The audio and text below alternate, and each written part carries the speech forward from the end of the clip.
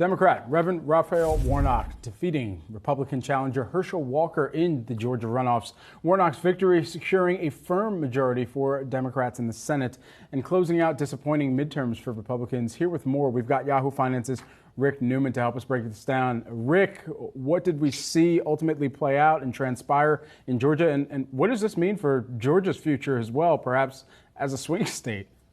Yeah. Well, first of all, the election went about as polls suggested it would. So the polls actually turned out to be correct on this one. Raphael Warnock, the Democrat, won by a couple of percentage points over Herschel Walker, call it 51 to 49, roughly. So Georgia now has two Democratic senators. And, a few years back, I don't think anybody saw that coming. Now it still has a Republican governor.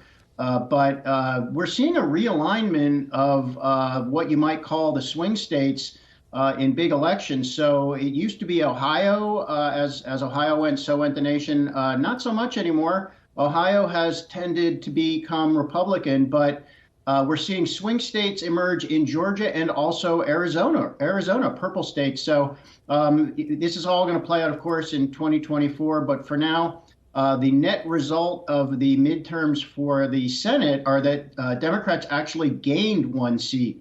That was because they flipped Pennsylvania and they defended all their other seats. So the Democrats have to be happy about that because they overperformed. And yesterday was not just a defeat for Republicans generally. It was a defeat for former President Trump specifically, who had been a big backer of Walker. And then there was a legal defeat suffered for his company as well. Trump is having a terrible end to 2022.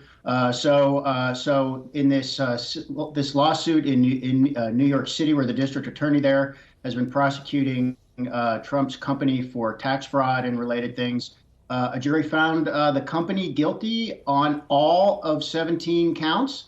Now that does not mean Trump, that they did not prosecute Donald Trump directly or any individuals. They went after the company, and the company's probably going to end up having to pay a fine, not a big fine. So more like reputational damage. But look, the tide is turning big time for Trump here.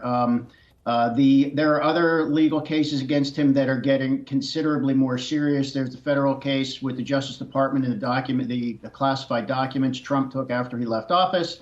There's the election fraud case in Georgia. And then there is just Trump's political ability. He's turning into the kiss of death for Republican candidates. And the pattern we clearly saw now that the midterms are over is that Trump can get candidates nominated in the primary elections. I mean, he still has that degree of control within the Republican Party. But these are, by and large, candidates that cannot win in general elections.